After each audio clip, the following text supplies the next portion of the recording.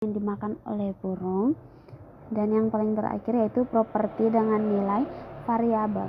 Properti seperti berkicau memiliki nilai bervariasi, seperti ya atau tidak. Contoh inversi dari jaringan semantik burung. Ini kita dapat melakukan inferensi seperti yang pertama, jika X adalah burung, maka X memiliki sayap. Jika X adalah burung, maka X berkaki dua. Jika X adalah burung, maka X bertelur. Jika X adalah burung, maka X mungkin bisa berkicau, tapi tidak dijamin. Jika X adalah burung, maka X mungkin pemakan biji-bijian, buah-buahan, atau daging. Jaringan semantik ini merupakan representasi pengetahuan umum tentang burung. Untuk representasi yang lebih detail, kita dapat menambahkan subkategori burung dengan properti spesifik, misalnya burung pemangsa, burung pengicau, burung air, dan lain-lain, dengan properti dan relasi tambahan yang spesifik untuk setiap kategori. Yang berikut, sistem inferensi adalah komponen utama dalam sistem pakar dan kecerdasan buatan yang bertugas untuk menghasilkan kesimpulan untuk keputusan berdasarkan pengetahuan yang tersimpan dalam basis pengetahuan dan fakta-fakta yang diberikan oleh pengguna. Proses inferensi merupakan proses penalaran yang meniru cara manusia mengambil kesimpulan dari premis-premis yang ada. Jadi, sistem inferensi adalah mekanisme untuk memperoleh informasi baru atau kesimpulan dari informasi yang sudah diketahui, fakta dan aturan melalui penerapan aturan-aturan logis. Komponen sistem inferensi.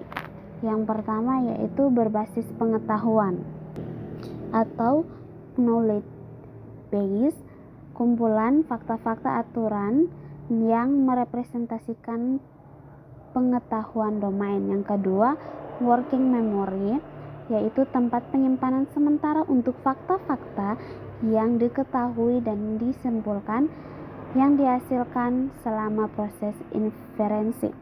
Yang ketiga, mesin inferensi atau inferensi agent merupakan komponen yang melakukan penalaran dengan menerapkan aturan-aturan pada fakta untuk menghasilkan kesimpulan.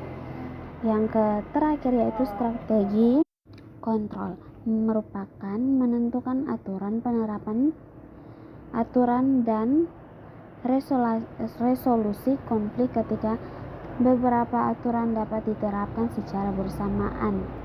Selanjutnya, representasi pengetahuan untuk inferensi. Pengetahuan dalam sistem inferensi umumnya direpresentasikan dalam bentuk aturan produksi atau production rules, aturan dalam bentuk if, kondisi, dan aksi yang menyatakan bahwa jika kondisi terpenuhi, maka aksi tertentu akan diambil atau kesimpulan tertentu dapat ditarik. Yang kedua, logika atau logic, menggunakan kalkulus, predikat, atau logika proposisional untuk merepresentasikan fakta dan aturan. Yang selanjutnya, frame, merupakan struktur data yang mengelompokkan atribut dan nilai terkait dengan objek atau konsep tertentu. Dan yang terakhir yaitu jaringan semantik, merupakan representasi grafis dari hubungan antar konsep. Contoh aturan produksi. Aturan produksi dapat ditulis dengan format sebagai berikut seperti pada tampilan gambar tersebut. Selanjutnya yaitu jenis inferensi. Terdapat dua strategi utama dalam proses inferensi. Yang pertama yaitu forward reasoning atau penalaran maju, dan backward reasoning atau penalaran mundur. Yang pertama yaitu forward reasoning atau inferensi maju, juga dikenal sebagai forward reasoning atau data driven reasoning, adalah Proses inferensi yang mulai dari fakta-fakta yang diketahui dan menggunakan aturan-aturan untuk menghasilkan fakta-fakta baru sehingga tujuan tercapai untuk atau tidak ada lagi aturan yang dapat diterapkan. Dan yang kedua, backward reasoning atau inferensi mundur juga dikenal sebagai goal driven reasoning adalah proses inferensi yang dimulai dari tujuan atau goal atau hipotesis dan mencari fakta-fakta yang mendukung tujuan tersebut. Studi kasus yaitu sistem diagnosis penyakit. Di sini kita akan menganalisis sistem inferensi untuk diagnosis penyakit berdasarkan gejala-gejala yang diketahui. Yang pertama yaitu representasi pengetahuan, gejala dan diagnosis. Kode A1 deskripsi suhu tubuh lebih dari 38 derajat Celcius memiliki kategori gejala. A2 batuk memiliki kategori gejala. A3 pilek memiliki kategori gejala. A4 batuk yang terus-menerus terutama di malam hari memiliki kategori gejala. A5 nafas berbunyi memiliki kategori gejala. P1 demam biasa memiliki kategori diagnosis. P2 batuk biasa memiliki kategori diagnosis. P3 influenza atau infeksi virus memiliki kategori diagnosis. Yang keempat, P4 batuk rajin memiliki kategori diagnosis. P5 infeksi saluran nafas memiliki kategori diagnosis. Aturan atau rules. Kode rules R1 if A1 dan P1, R2 if A2 dan P2, R3 if P1 and P2 or A3 dan P3, R4 if P3 and A4 dan P4. Kode rule yang kelima R5 if P3 and A5 dan P5. Fakta yang diketahui: A1 suhu tubuh lebih dari 38 derajat Celcius yaitu benar. A2 batuk benar.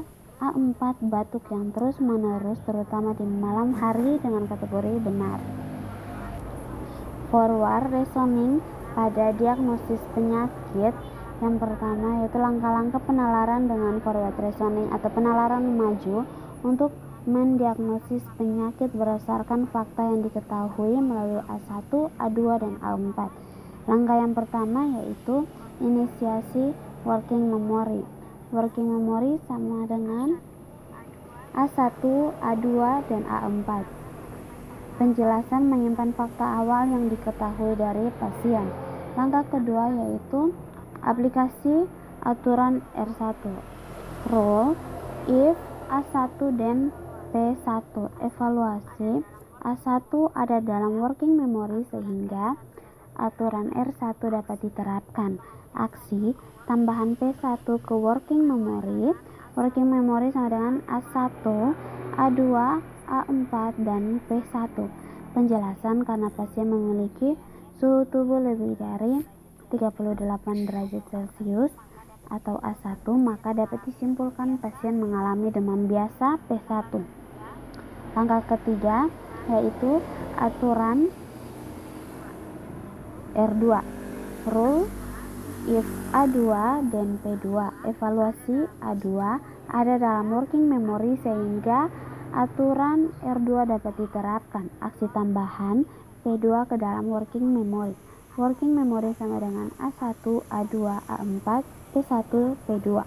Penjelasan karena pasien mengalami batuk A2, maka dapat disimpulkan pasien mengalami batuk biasa. Langkah yang keempat yaitu aplikasi aturan R3. Rule if P1 dan P2 or A3 dan P3. Evaluasi P1 dalam working memory dan P2 juga dalam working memory. Kondisi P2 or A3 terpenuhi karena P2 benar, sehingga aturan R3 dapat diterapkan. Aksi tambahan P3 ke working memory. Working memory menjadi A1, A2, A4, P1, P2, P3. Penjelasannya, karena pasien mengalami demam biasa dan batuk biasa, maka dapat disimpulkan pasien menderita influenza atau P3. Langkah kelima, aplikasi aturan R4. Rule if P3 and A4 dan P4. Evaluasi P3 ada dalam working memory dan A4 juga ada working memory, sehingga aturan R4 dapat diterapkan. Aksi tambahkan P4 ke working memory. Working memory menjadi A1, A2, A4, P1, P2, P3, P4. Penjelasan, karena pasien menderita influenza atau infeksi virus P3 dan mengalami batuk terus-menerus,